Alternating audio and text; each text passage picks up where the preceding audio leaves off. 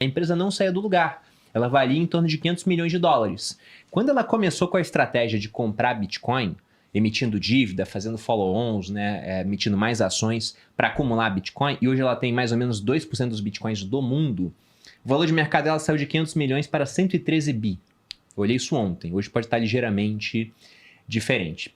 Tem um palpite que deve estar subindo, né, por conta da subida do Bitcoin. Cara, isso é uma multiplicação de mais de 200 vezes no período de 5 anos. E eu ficava olhando pra isso e falando, cara, por que não estão copiando? Aí começou. No Japão surgiu uma MetaPlanet, você tem lá hoje sites que acompanham as empresas que têm reserva em Bitcoin, e recentemente no Brasil a Melius fez o mesmo movimento. Eu falei, pô, demorou pra alguém copiar isso aqui no Brasil. E eu tenho pra mim que a Melius é a primeira de uma série de empresas que vão fazer isso, inclusive aqui. Porque toda empresa largada em bolsa começa a olhar pra isso e fala, cara, a Melius subiu 200% depois que fez. Será que não é interessante fazer a mesma coisa? E o grande vencedor disso no final é o Bitcoin. Porque se todo mundo quer acumular, essa corrida já está acontecendo, é que tem gente que não percebeu, o preço da ação, o preço do Bitcoin tende a subir muito. Vocês não acham que a gente pode ter realmente uma quebra desses ciclos e não ter esse período de bear muito forte que a gente viu nos outros? Eu gosto sempre de olhar para a liquidez de mercado, mais uma vez, que a gente consegue...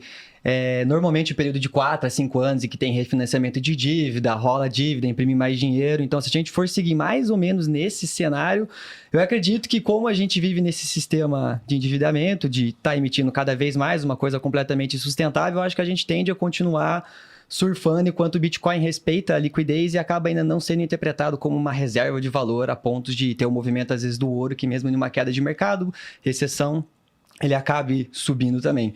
Então, acho que ainda é um ativo especulativo, segue muita liquidez de mercado, mas eu acho que tende a mudar conforme o tempo for passando. Acredito que vai tendo mais consolidação, reserva de valor e, eventualmente, ele vai ficar menos volátil com o tempo, vai subir menos, vai cair menos.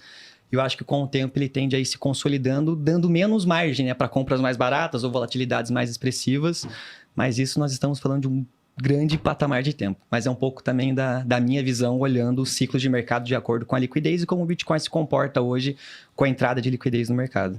Mas um dia você acha que para de ter ciclos? Ciclos? Não sei dizer, cara. Porque, bom, muito lá na frente, muito futuro, acho que é muita especulação. E se a gente olha o S&P 500 hoje, um ativo consolidado, tudo bem que são coisas diferentes, ações, Bitcoin é completamente uma outra vertente. Ele continua acontecendo, acho que enquanto a gente não mudar o padrão monetário, começar a hipercolateralizar em Bitcoin, alguma coisa assim, minha visão é que eu acho que a gente continue tendo esse ciclo de endividamento, de refinanciamento de dívida, liquidez no mercado e a moeda fiat sendo o que é hoje. Mas quando o Felipe diz, você acha que pode acabar o ciclo, eu pensei nesse ciclo desenhadinho. Você acha que isso tende a acabar ou não? Eu acho que sim, tá? Hoje tá, como eu falei, muito Vocês menor. estão coagindo, como é que é? Coagindo? Coagindo o menino. Porque eles sempre são muito otimistas. Eu sempre falo isso pra eles. Eles são muito otimistas. Tem gente que tá aqui há 3 anos, provavelmente, assistindo a gente, vendo o Bitcoin subir e ainda não comprou. E não é pra ser otimista, pô? Você olha o preço como é que tá agora? O Bruno tá super... O Bruno tem amigos, a gente tem amigos pessoais que... Tipo, o Bruno só fala disso. Que até hoje não compraram Bitcoin. Eu sempre olho pra eles e falo, é sério que você não comprou ainda? Tem cara que fala sério? que a primeira emoção sempre que me vê não é alegria, é tristeza. Primeiro tristeza.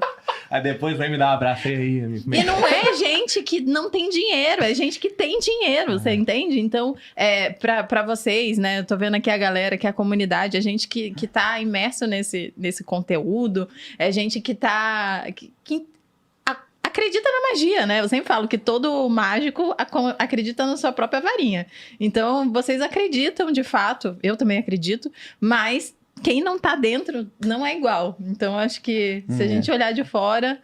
E infelizmente, ainda não é essa maravilha toda. Essa é a perniciosidade do Bitcoin. Quanto mais gente acredita, maior ele fica. Mais gente acredita. Sim, é que nem o dinheiro. Não, com certeza. Né? E tem mais gente acreditando, Exato. é óbvio. Porque é muito mais difícil você ter alguém que deixa de acreditar do que um novo que passa a acreditar. Eu acho, pelo menos. O Bruno diria que ele ia fazer uma piada, se eu conheço ele, do tipo ex-gay. Mas acho que não, essa eu não ia fazer porque você não não falado. Não pode. Não, mas esse é um bom ponto, Eu né? fiquei curioso, queria saber a opinião de vocês em depois a gente relação conta. do quê? aos ciclos, O ex-gay. aos ciclos, dessa visão também. É porque eu fico pensando, o halving tem um papel muito importante nos ciclos, né? E como o halving ele vai ser cada vez menos relevante, Em termos Os cortes. quantitativos, tudo bem que você pode pegar o halving também como um baita de um evento de publicidade. É a Olimpíada do Bitcoin, todo mundo fala no assunto. Mas à medida que o tempo passa, você tem um estoque cada vez maior e essa diferença de fluxo fica cada vez menor.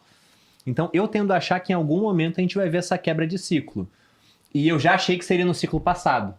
E não foi. Ficou muito claro isso. Nesse eu fico com aquela pulguinha atrás da orelha, cara. Será que a gente vai ver uma mudança nesse ciclo? Então, não sei. Eu, acompanhando o conteúdo do Felipe, eu sei que ele tem a data, porque ele acha que vai ser o all-time high, de fato, desse ciclo e que depois vem a parte ruim, né? Eu vou fazer alguns comentários. Eu acho que a curva de adoção do Bitcoin, ela segue o formato de um S, como toda grande nova tecnologia em rede, telefone, internet, sei lá. Então, no começo, pouca gente já adotou, aí começa uma exponencial, a penetração do negócio vai de 1, 2, 3, 4, 5%, vai até chegar no limite, que no limite todo mundo tem. Hoje, internet, quase todo mundo tem. Smartphone no mundo, quase todo mundo tem. Tô simplificando aqui, né? Então, em algum momento, esse crescimento acelerado para, a volatilidade vai diminuir, tem que diminuir. Se o Bitcoin cumprir a vocação dele de se tornar uma unidade de conta global, mais do que uma reserva de valor, a volatilidade vai ter que ter diminuído e os ciclos vão ter que ter parado em algum momento. Vai ter que diminuir muito, né? muito. Porque como é que você se conta com um negócio que fica o tempo todo mudando? Exato. Eu acho que quando a TT for adulta, a gente já vai ter chegado nesse momento. Poxa, Mas- bastante. Eu também Então. acho. Aí eu espero. Aí eu também acredito. Só que aí, dois dados que eu acho curiosos. Primeiro, aquele gráfico da Carlota Pérez, se eu não estou errando o nome, que fala da adoção das tecnologias, que é um sino, assim, né? É um gráfico famoso na literatura de negócio que separa os early adopters, os innovators, early adopters, separa os cohorts de pessoas que vão adotando uma tecnologia. Uma curva de Gauss. Exatamente. As duas primeiras fatias, que é inovadores e early adopters, se não me engano, dá uns 15, 16%. Se tu pega os dados de censos, pesquisa sobre quantas pessoas têm Bitcoin no mundo, tem cripto, dá mais ou menos isso nos países mais desenvolvidos. Ou seja, a gente ainda não cruzou o abismo, ainda tem muito da exponencial para acelerar. De um lado eu penso assim, então, por isso que eu falo, é quando a TT for adulta, não é quando ela for adolescente, eu acho. Uhum. E um último comentário é que como é que os ciclos terminam em cripto ou em qualquer outro mercado? Como é que eles terminam? O que faz eles terminarem? Olha, geralmente é algum evento de mercado. Por exemplo, várias crises foram precedidas por aumento de juros. E aí o que faz? O que isso causa nas entidades participantes do mercado? Por exemplo, cripto, último fim de ciclo ali. O que causou o fim de ciclo ali? Quebra. Quebra e aí a galera se desalavanca, né? Sim. Eu sempre olho para onde estão os bolsões de alavancagem no ecossistema. E agora, para mim, está muito claro que quem está se alavancando, quem é o comprador marginal agora de Bitcoin, são essas empresas todas. E é um tipo de trade, uma estratégia que está dando muito certo. Todas estão subindo ainda, mas vai ter um monte de Bitcoin em algum momento nas mãos dessas empresas que não são, tipo, eu e você, um holder convicto, né? É uma estrutura de governança que se alguém chiar ali, ele não tem que vender o Bitcoin. Então, eu temo e acho que o grande evento de desalavancagem desse ciclo vai vir daí. E eu acho que enquanto tiver esses níveis de alavancagem que estão evidentes na minha leitura, vai ter risco de desalavancagem, ainda vai ter essa natureza cíclica. Então, eu ainda acho que vai ter topo nesse ano, no próximo, bear market e segue o baile. Você acha que aquela data em setembro ainda é o palpite da Paradigma? Com base em numerologia, será que mais fizeram o palpite? Com base na navalha do Elon Musk lá, né? O destino mais provável é o mais irônico. Você pegou um ciclo junto com o outro e viu que É seria só isso. isso. 527 dias depois do halving. Dá mais ou menos setembro, outubro, novembro desse ano. É um chute. É um chute. É meu caso base. Eu tô muito alinhado com o Felipe, eu acho que é mais ou menos essa visão mesmo. Essa alavancagem, eu até fiz um post brincando sobre isso, que a nova moda do Bitcoin agora é se alavancar em Bitcoin e comprar doidado, porque é o que a maioria das empresas estão fazendo.